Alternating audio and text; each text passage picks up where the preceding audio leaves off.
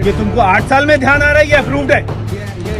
ये तेरे को 8 साल में ध्यान आ रहा है, ये अप्रूव्ड है? यहाँ पे लोगों को मार रहे हो तुम 8 साल में, तुम इसको साफ नहीं कर पाए?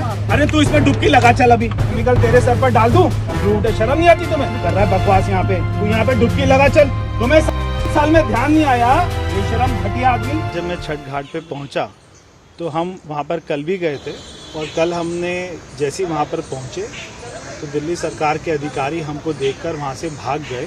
वहाँ पे बहुत बड़े बड़े ड्रम रखे हुए थे, उसमें बहुत ही केमिकल जहरीला एक वहाँ पे केमिकल उन्होंने रखा हुआ था, जिसको उनको पानी में डालने की तैयारी थी। तो जब आज हम वहाँ पर गए तो हमने देखा कि वो वहाँ पे छिड़काव कर रहे हैं, क्योंकि एक कल अपना ANI ने एक स्टोरी ब्रेक करी थी कि वहाँ पे सारे केमिकल के झाग दिखाई दे रहे थे, तो वो उस केमिकल के झाग को दबा रहे हैं।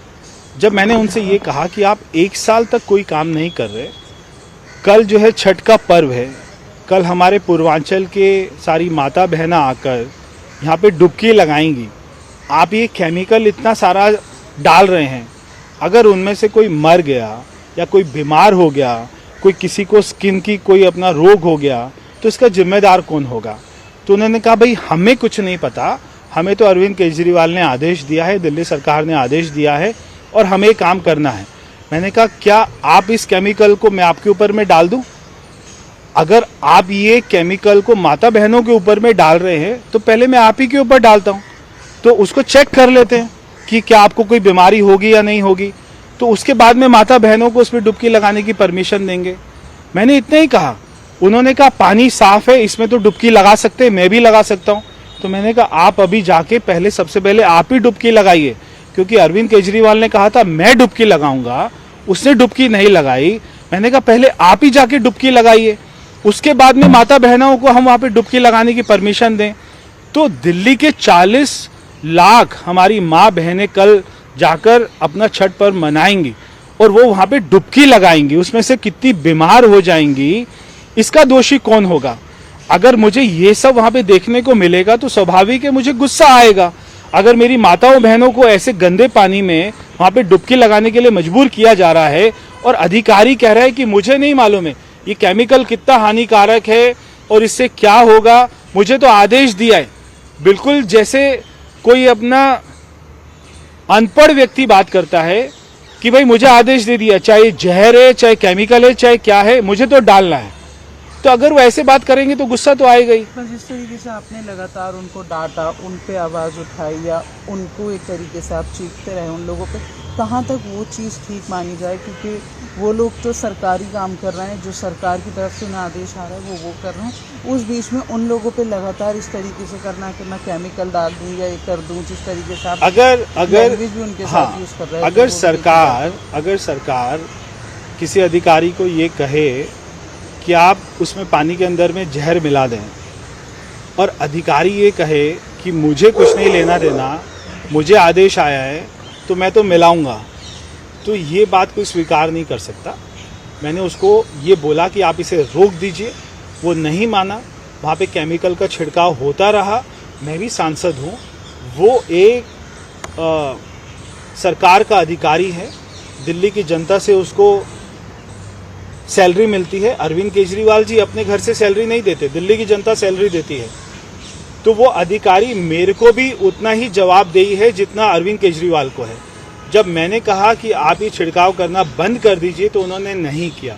मैंने कहा केमिकल को मत डालिए तो उन्होंने डालते रहे।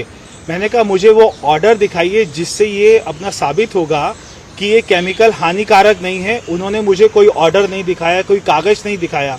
उसके बाद में अगर अधिकारी मेरी बात नहीं मानेगा तो मैं कैसे उसको पानी के अंदर में जहर डालते रहने दूं? क्यों नहीं मैं उसे मना करूंगा? अगर वो नहीं मानेगा तो मुझे गुस्सा आएगा।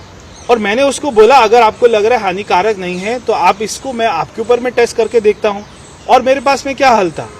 पर उस जगह के ऊपर आपको सरकार से एक तरीके से, सरकार में रहते हुए सरकार से आवाज़ उठाने की जगह आपने जिस तरीके से ऑफिशियल्स को डांटा या ऑफिशियल्स के साथ बिहेवियर किया, वो ठीक मानेंगे आप? देखिए, अरविंद केजरीवाल दिल्ली के मालिक हैं, दिल्ली की सरकार के मालिक हैं।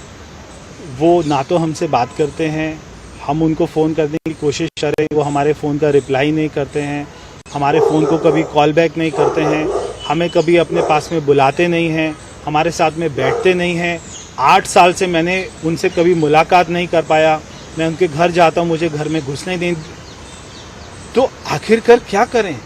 आखिरकार तो अधिकारियों से बात करनी पड़ेगी। अगर दिल्ली का मुख्यमंत्री बात करने को तैयार नहीं है, दिल्ली के मंत्री बात करने को तैयार नहीं है, तो हमें अधिकारी से बात करनी पड़ेगी। अगर अधिकारी भी मेरी बात नहीं मानेंगे तो आपको गुस्सा आएगा।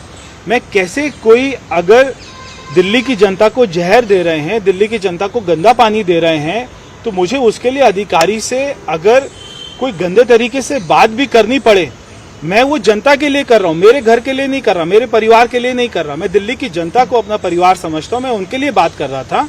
अगर मुझे ऐसा लहजे में बात करनी पड़ी तो मेरे को कोई दिक्कत नहीं है, मैं उसको ठीक समझता हूँ, क्योंकि मैं हमारे छठ के पूर्वांचल भाई बहनों के लिए हक के लिए लड़ रहा था, मैं उनके स्वास्थ्य के लिए लड़ रहा था, मैं उनके लिए चिंता कर रहा था।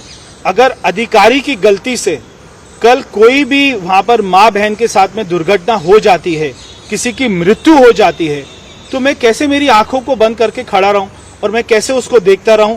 क्या वो अधिकारी को फांसी की सजा होगी? अगर कल को किसी की भी कोई भी घटना हो जाती है तो कल को उसकी जिम्मेदारी कौन लेगा? और मैं ये बोलूं नहीं, मेरे को उससे बात नहीं करनी चाहिए थी, मेरे को कुछ नहीं बोलना चाहिए था।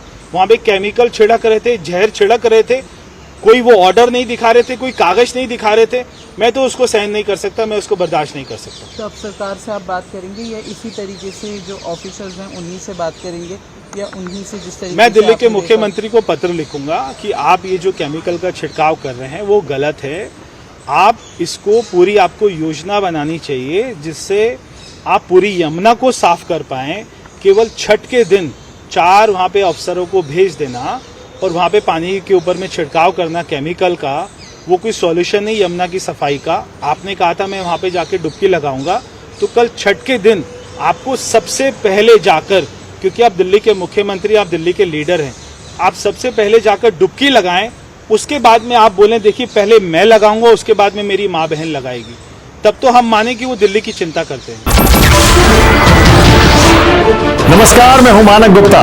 अगर आपको हमारा ये वीडियो पसंद आया हो तो इसे लाइक और शेयर जरूर करें, और हाँ, हमें सब्सक्राइब और फॉलो करना ना भूलें ताकि आप देश और दुनिया की कोई खबर मिस ना करें। तो जुड़े रहिए हमारे साथ और देखते रहिए न्यूज़ 24। नमस्कार, मैं हूं मानक गुप्ता। अगर आपको हमारा ये वीडियो पसंद आया हो तो इसे लाइक और शेयर जरूर करें, और हाँ, हमें सब्सक्राइब और फॉलो करना ना भूलें ताकि आप देश और दुनिया की कोई खबर मिस ना करें।